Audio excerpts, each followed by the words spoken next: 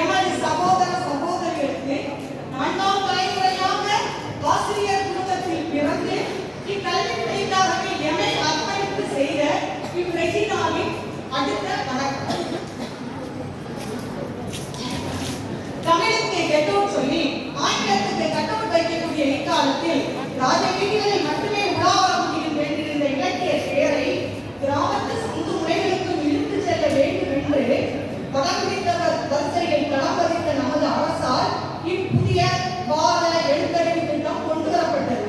இத்திட்டத்தால் பயன்பெற்ற கற்போரின் பொறுப்பாளர்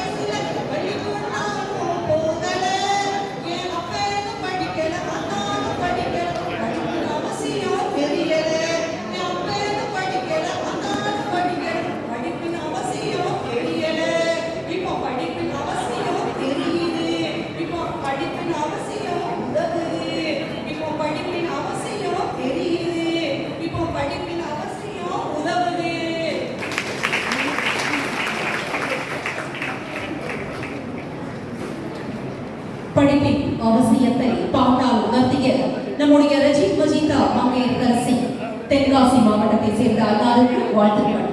அடுத்ததாக